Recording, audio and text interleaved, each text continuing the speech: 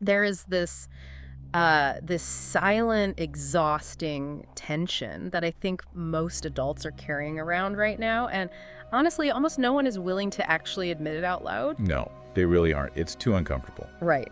Because you're working hard, you are likely staying out of debt when you can, and, maybe you even picked up a side hustle, bringing in a little extra cash on the weekends. Yeah, doing everything you're supposed to do. You're doing literally everything society told you to do. And yet, in those quiet moments right before you fall asleep, you're haunted by this fear of aging without any real financial margin. There's just this creeping dread that despite all your effort, you are operating completely without a safety net. I mean, it is the absolute definition of false security. Yes. You look at your bank account, and you see a little bit of savings, and you think, okay, I'm getting ahead. You see a few extra dollars coming in, and it feels like progress. Right. But what is actually happening is that you're just moving money around without a final destination. There is no structural permanence to the wealth you think you are accumulating. You're just paddling. Exactly. You are paddling fiercely, but you aren't actually navigating toward a shoreline. You're just trying not to drown. And that tension, that exact feeling, is why we built TalkShowman. Our mission with this deep dive today is to cut through all the financial noise, the cheap motivation, the confusing advice. All of it. We want to equip you with a decisive, razor-sharp calculation. We actually call it the Rule of 200. It's incredibly effective. It really is. It's a simple, brutal metric that will immediately reveal whether you are actually building a fortress of wealth or if you're just spinning your wheels until retirement age. But before we break down the mechanics of this calculation, and we are going to dive deep into some very powerful financial structures today, we really need to establish the reality of financial planning. Right, the ground rules. Yeah. What we discuss here is not personalized financial advice.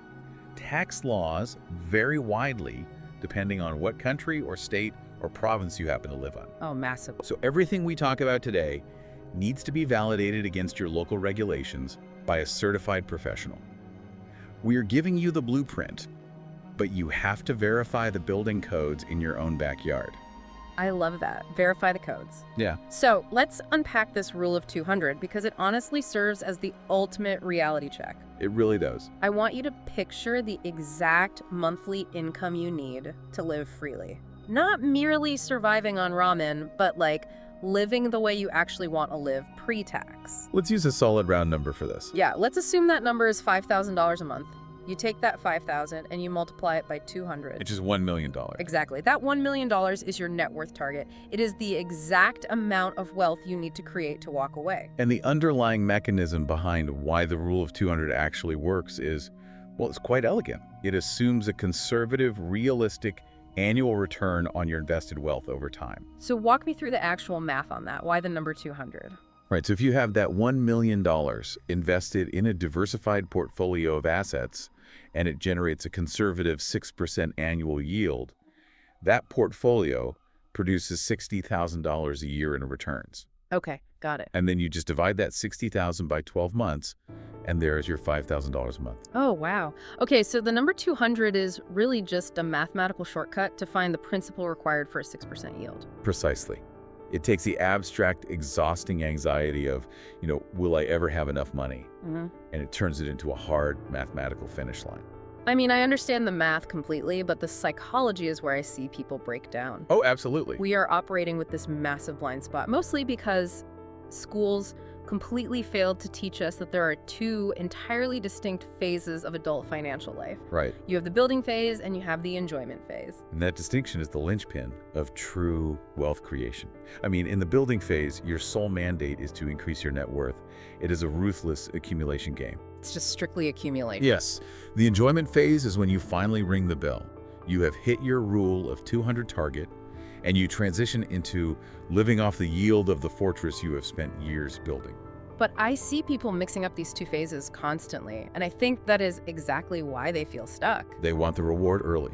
Exactly. They are trying to live in the enjoyment phase while their net worth is still basically zero. They want the perks of having arrived, like the nice dinners, the newer car, the vacations, while they are still supposed to be laying the bricks. Which brings us to a huge hidden mistake that almost everyone makes when they start trying to take their finances seriously. The cash flow obsession. Yes. During the building phase, people obsess over passive income and cash flow instead of focusing entirely on their overall net worth. Wait, hold on though, because I see people flexing their passive income on social media literally all the time. Getting an extra $200 a month in dividend income sounds fantastic. That sounds great, sure. Are you telling me to turn down free money? I mean, if an asset wants to hand me cash, why wouldn't I take it? Because cash flow during the building phase is a psychological trap. It creates this permission structure to consume more. You get an extra $200 a month in passive income, and what actually happens? Or to spend it. Right. You don't view it as your future retirement. You view it as bonus money. It's the succubus effect. Yeah. I've talked about this before. It looks incredibly attractive on the surface, but it secretly drains your future. It really does. You take that $200 and instead of reinvesting it, you convince yourself you can now afford the monthly payment on a slightly nicer car. Exactly. You are just inflating your current standard of living instead of building the fortress. Exactly. But the danger isn't even just psychological. The math of taxation makes cash flow during the building phase actively destructive to your momentum. How so? Well, let's look at the tax penalty mechanism. Let's say you are working a day job, you're earning a decent salary, and you finally generate an extra $100 in dividends. Right, and you feel brilliant. You know, you made money while you slept. Right, but that extra $100 gets stacked directly on top of your existing income. That means it is often taxed at your highest marginal personal income tax bracket. Oh, man. So it's taxed at the top rate. Yes. Let's assume that bracket is 35%. Before you can even think about reinvesting that money to compound it, you hand $35 straight to the government. Wow. You're only left with $65 to actually put back to work in the market. So it's like trying to build a snowball, but every time you roll it over the snow to make it bigger, the government scrapes 35% of the new snow right off the top. Yep. You are severely handicapping the compound interest. That is the perfect analogy. During the building phase, you honestly do not want the cash flow. You want the companies you invest in to keep their profits. Oh, I see. Let them reinvest that cash into their own research, their own development, and their own growth. When they do that, it drives the underlying stock price up. You are building your wealth, your overall net worth, entirely tax-free until the day you decide to sell. You are letting the asset compound without a 35% friction fee every single time it yields a return. So you are intentionally delaying the taxable event until you are actually ready for the enjoyment phase. Exactly. Let's ground this, though. We have the theory, but let's bring it down to immediate reality. It all starts with a daily anchor. The sticky note. Yeah, the sticky note. I want you to write your rule of 200 target number. Let's say it's that $1 million we talked about on a sticky note. Put it somewhere you can't ignore it. Stick it right above the toothbrush in your bathroom. Every single morning when you wake up, and every single night before you go to sleep, you look at that number and you ask yourself one simple question. Did the financial decisions I made today build my wealth? It sounds almost rudimentary, but the act of daily confrontation with your absolute target completely changes your behavioral economics. It really does. It forces you to justify a random Tuesday purchase against your ultimate long-term freedom. Let's be realistic, though. I am looking at my paycheck right now, and after rent, groceries, and putting gas in the car, I have maybe $100 left in disposable income. It's tight for a lot of people. Right. What is $100 going to do against $1 million target on a sticky note? Well, logically, $100 is not going to buy your retirement. Yeah. But mechanically, that first $100 is critical because it builds the essential habit. The habit is the foundation. It serves as the proof of concept that you have transitioned from being purely a consumer in the economy to actually being a builder.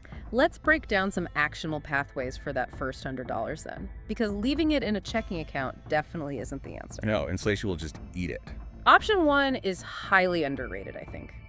Education. And I don't mean just watching free videos online. I mean fundamentally increasing your earning capacity. Investing in yourself. Yeah, you take that money and you put it toward a coding boot camp, or getting your real estate license, or becoming a licensed loan officer instead of just working as an hourly handyman. You are forcing appreciation on your own human capital.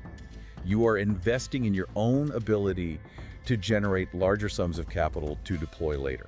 The returns on that are massive. The return on investment for upskilling in your 20s or 30s vastly outperforms almost any market index. And then pathway number two is market exposure.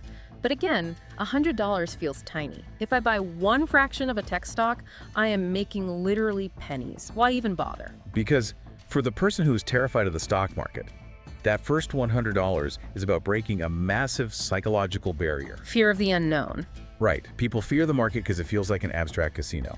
By buying fractional shares of high-quality companies, you get skin in the game. You actually care about what happens. Exactly. You watch how the ticker moves, you read the earnings reports because you actually own a piece of that company, even if it is a fraction of a percent. You understand the mechanics of ownership, and you demystify the whole process. It is essentially an educational toll you pay to understand how the machine actually works. Skin in the game forces you to pay attention. And that brings us to pathway number 3, debt eradication. Taking that disposable income and aggressively attacking high-interest credit card debt. Huge return on that. Yeah, you aren't just saving 20% on interest, you are systematically improving your credit score.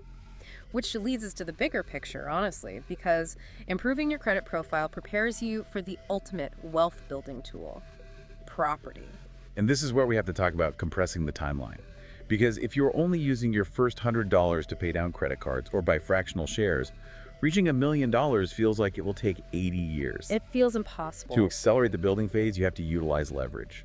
The data on this is just sobering. The average net worth of a renter is sitting right around $5,600. That's it. The average net worth of a homeowner is around $196,000. That is not just a small gap, it is a completely different financial reality. But how does simply owning a home create a nearly $200,000 chasm?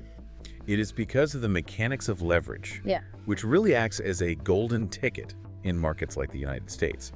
It is the legal ability to secure a massive, appreciating asset using only a fraction of your own money. Break the mechanics of that down for me. How does that actually function in reality? Well, when you utilize specific lending programs, you can put down 3% to 5% on a property. So you are effectively controlling a $500,000 asset with just $25,000. Okay. If that $500,000 property appreciates by just 4% in a year, the property value increases by $20,000. Wait, so my $25,000 investment just generated $20,000 in a single year? Yes, I'm getting the appreciation on the entire $500,000, not just the 25 grand I actually put down. exactly. Your cash-on-cash return is astronomical compared to buying stocks in an index fund. And you can accelerate this even faster through a mechanism known as forcing appreciation. How does that work? You do not buy a pristine turnkey house where someone else has already extracted all the profit. You find a property that is fundamentally sound but slightly distressed. You know, it smells a little weird, the carpets are awful, the paint is terrible. Ah, I see. You use your low down payment to get in, and then you put in the sweat equity. You basically live in a construction zone for a while. You paint it yourself. You rip up those awful carpets yourself. Right. By doing that basic, unglamorous work over 6 months or a year, you can instantly force the appraised value of that home up, increasing your personal net worth by $50,000 or maybe even $80,000. I need to jump in and sharply clarify the goal here because people get real estate investing twisted all the time. Oh, constantly. We are not talking about buying a property to rent it out so you can scrape by on a $200 a month margin while dealing with broken toilets. No, definitely not. We are hunting for massive leaps in net worth. We want that $80,000 equity jump to aggressively close the gap on that rule of 200 sticky note. That is the ultimate discipline of the building phase. Yeah. You are completely ignoring the temptation of a little bit of rental cash flow today in exchange for building a massive balance sheet tomorrow. You are stacking equity. Okay, so let's fast forward. Let's say I've grinded, I kept my head down, I did the sweat equity on the house, I invested in my fractional shares, I let my assets compound tax-free. You did the work. I did the work, I finally hit my $1 million net worth target. I am finally ready to cross the threshold into the enjoyment phase. Time to ring the bell. How do I actually tap into this wealth without triggering a massive tax bomb? I mean, if I just sell my properties and my stocks, isn't the government going to step in and take a massive cut? This is where you require a complete shift in your tax strategy. You have spent years avoiding taxable events, but now you actually need to generate yield to live on. Let's look at the real estate side first. You have built up hundreds of thousands of dollars in equity in your properties. If you sell them outright, you face huge capital gains taxes. Instead, you utilize a legal mechanism known as a 1031 exchange. Okay, walk me through the actual mechanics of a 1031 exchange. Does the money just sit in my personal bank account while I look for a new building? No, and that is the critical rule here. If you touch the cash, you trigger the tax event. Ah, so hands off. Exactly. A 1031 exchange allows you to sell investment property and roll the equity directly into a new, like-kind asset, such as a larger multifamily unit or a commercial space that generates heavy cash flow. Got it. You use a qualified intermediary to hold the funds between the sale and the purchase.